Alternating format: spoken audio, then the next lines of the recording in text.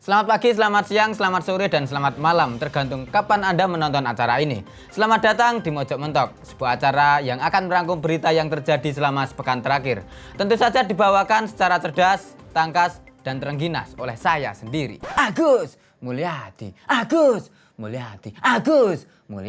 Sebagai host saya akan menemani Anda.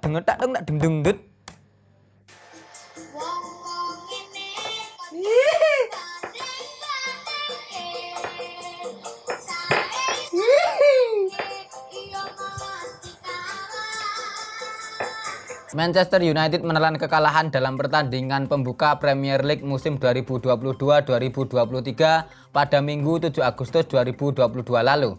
Manchester United harus takluk di kandang sendiri melawan Brighton and Hove Albion dengan skor 2-1. Kekalahan tersebut tentu saja menjadi awal yang pahit bagi Manchester United.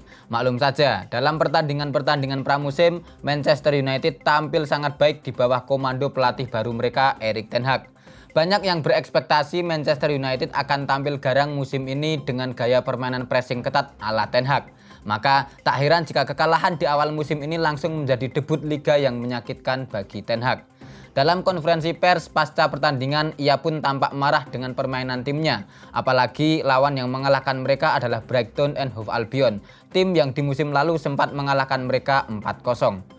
Di media sosial, olok-olok terhadap kekalahan MU ini pun langsung menyeruak. Terlebih dalam beberapa waktu pasca Ten Hag ditunjuk sebagai pelatih, banyak yang menyindir bahwa MU akan kena tsunami gelar. Aduh ya, lawan Brighton and Hove Albion di partai pembuka Liga Inggris dan langsung kalah 2-1 ya. Golnya bunuh diri lagi. Itu pun saya duga ya, Brighton and Hove Albion memang sengaja bunuh diri demi menghormati tuan rumah ya. Pekewuh ya. Brighton ini kan walaupun tim Inggris tapi tetap masih punya unggah-ungguh ya, tepos liro. Di pertandingan sebelumnya kan musim lalu ya, mereka kan menang 4-0 sama MU. Masa sekarang menang 3-0 kan Yoriko. Makanya satu golnya itu sengaja dimasukkan ke gawang sendiri. Sungguh ya, hasil yang sebenarnya sudah sangat bisa diperkirakan. Maklum, Manchester United ini sebenarnya memang ya tim spesialis pramusim ya. Selalu bisa tampil hebat dan luar biasa saat pertandingan pramusim. Nah gimana? Lawan Liverpool dengan komposisi banyak pemain muda saja bisa menang 4-0 loh. Golnya juga cantik-cantik. Nah kalau sudah masuk Liga Inggris otomatis langsung balik ke setelan pabrik ya. Kalahan sudah biasa itu. Makanya MU ini sebenarnya nggak cocok main di Liga Inggris ya. Cocoknya ya di kompetisi-kompetisi pramusim atau tengah musim lah. Piala Presiden misalnya atau Extra Joss Gladiator. Atau sekalian lah kompetisi sepak bola Bupati Magelang Cup di lapangan Delimas Tegalrejo itu ya. Insya Allah pasti juara. MU nggak perlu ketemu sama Brighton atau Manchester City ya. Lawan terberat mereka paling cuma ya Sniper FC Banyurojo atau Persita Tampingan lah ya. Kan lumayan, habis juara bisa langsung bablas perayaan di Kopeng. Nongkrong-nongkrong, minum jahe anget atau coffee mix, sama makan jagung bakar. Paginya bisa langsung keliling cari turnamen lain. Pokoknya hidup dari Tarkam 1 ke Tarkam yang lain, dari Bupati Cup 1 ke Bupati Cup yang lain ya. Ingat, dulu Erik Jemba-Jemba mantan pemain MU itu pernah jadi pemain Tarkam di Banyuwangi. Sekarang saatnya para punggawa MU yang lain mengikuti jejak Erik Jemba-Jemba. Tidak perlu tsunami gelar lah ya, setetes pun nggak apa-apa, yang penting mengalir.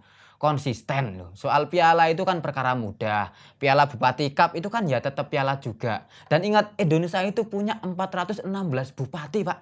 Jadi masih akan ada terus itu Bupati Cup yang lain yang bisa dimenangkan. Insya Allah stok piala untuk 10 tahun ke depan aman. Nggak usah ngotot ngincer Premier League, Piala FA atau ya Champions apalagi ya. Wis toh, urip ki rasah nguyu ya, sithik edeng sak cukupe sak kecandake. Malah ayem lho, ora kantem pikire. Senator Australia Pauline Hanson menjadi public enemy bagi masyarakat Indonesia setelah memberikan pernyataan yang menyebut bahwa kotoran sapi bertebaran di jalanan Bali. Video pernyataannya tersebut viral dan mengundang banyak komentar. Menteri Pariwisata dan Ekonomi Kreatif Sandiaga Uno pun langsung memberikan bantahan terhadap pernyataan Hanson yang dianggap tidak berdasar itu. Sandiaga meminta Hanson untuk berhenti menghina Bali. Hal senada juga dilakukan oleh Wakil Gubernur Bali Cokorda Oka Arta Ardana Sukawati atau CAC. Ia menyebut apa yang dikatakan oleh Senator Hanson tersebut tendensius dan tidak sesuai dengan fakta. Ia juga menduga Hanson belum pernah ke Bali, sebab Hanson menyebut Bali sebagai negara, bukan daerah atau provinsi. Pasca pernyataannya itu, akun media sosial Pauline Hanson langsung dibanjiri oleh komentar-komentar nyelekit dari netizen Indonesia yang tentu saja punya semangat untuk bersilaturahmi. Aduh ya, Bu Hanson ini siapa? Hanson ya. Wah, benar-benar senator yang gegabah ya. Berani-beraninya mengeluarkan pernyataan yang berpotensi menyentil amarah netizen plus 62. Bu Hanson ini apa nggak tahu ya kalau netizen Indonesia ini walau mudah sekali diadu domba oleh politik, mudah terpecah belah bahkan hanya oleh bubur diaduk atau tidak ya. Namun kalau sudah ketemu musuh bersama yang menghina harga diri bangsa dan negara, maka jangan ditanya kekompakannya. Langsung full bersatu rawe-rawe rantas malang-malang putung ya. Bisa-bisanya loh bilang Bali jalannya penuh sama kotoran sapi. Komentar soal Bali kok ya nggak pakai riset. Sejak kapan jalanan di Bali itu penuh dengan kotoran sapi? Itu Bali sebelah mana? Padahal kan ini pulau idaman sobat healing loh. Jangan macam-macam, masa penuh kotoran sapi. Dan juga ya Bali itu provinsi Pak ya. Bu ya.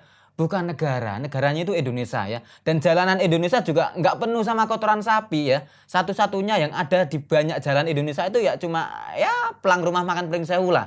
Makanya ya jangan heran kalau banyak pejabat Indonesia langsung beramai-ramai membantah pernyataan Bu Hanson ini ya.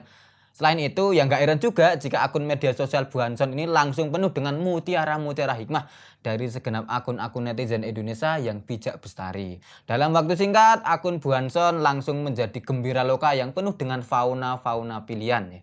Dah ya, Bu Hanson buat pelajaran. Lain kali kalau mau berkomentar soal Indonesia harus hati-hati. Wong yang orang Indonesia asli saja bisa diserang habis-habisan, apalagi ke orang asing. Wah, makan ikan dal kekaring itu namanya. Kalau memang mau berkomentar soal Indonesia, minimal riset dulu, biar nggak menganggap Bali sebagai negara. Kalau perlu beli RPUL dulu Bu, nggih ya. Biar nggak salah lagi, takutnya nanti di komentar berikutnya Bu Hanson bilang kalau Condong Catur itu negara administratif seperti Kaledonia Baru ya. Beli RPUL.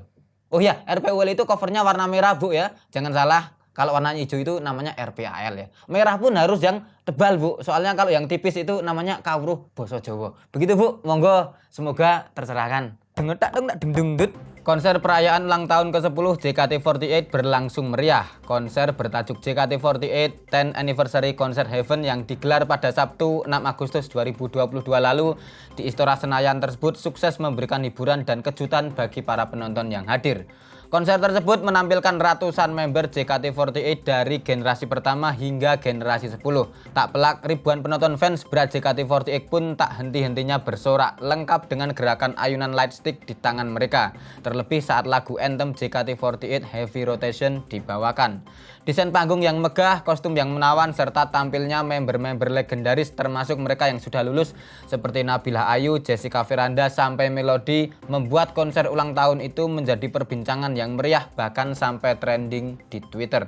Setelah konser tersebut, JKT48 juga akan menggelar 3 konser lain dengan tajuk Banzai JKT48, Tunas di Balik Seragam, dan Aturan Anti Cinta, di mana tiket untuk konser itu nantinya hanya bisa dibeli oleh mereka yang sudah terdaftar sebagai official fans club JKT48. Oke, terkait dengan konser ulang tahun JKT48 yang ke-10 ini, kami sudah menghadirkan narasumber yang tentu saja terpercaya. Siapa dia? Ya, Mas Prayit. Jadi Mas Prayit ini apa Mas? Wota juga, Wota ya. Mas Pride ini adalah Wota. Kalau Pak Cupang apa? Oh, CPG48. Oke, siap. Jadi ternyata ada juga girl band CPG48. Nanti kita tanya-tanya. Mas Pride, pengen tanya itu kan JKT48 itu kan kemarin bikin konser 10 tahun gitu dan menghadirkan banyak member lama gitu dan bikin fans-fans Wota itu seneng banget, meriah banget, tuku tiket larang-larang ya diayai gitu. Menurut panjenengan gimana, Mas? Memang sudah saatnya reuni gitu ya. Oke, siap. Karena sekarang sudah musim reuni. Oh iya, ya. Oh ya, kangen band reuni. Terus Dewa 19 juga sekarang statusnya reuni gitu. Oh iya, banyak band-band dan musisi yang statusnya reuni gitu ya. Terus kalau tiketnya ini gimana? Kan sekarang tiket-tiket itu jadi mahal gitu. Oh, reuni itu memang tidak ada harganya gitu ya. Oh, jadi piro-piro diayain. Jenengan kemarin nonton konser CPG48 itu berapa, Mas? 700.000. Ya jenengan beli gitu, Mas. Oh, iya direlak-relake maling klambine nggon mbokne gitu ya. Demi bisa nonton CPG48. Oke, siap. Jadi sampai segitu besarnya effortnya gitu ya. bisa nonton JKT CPG48 itu ya.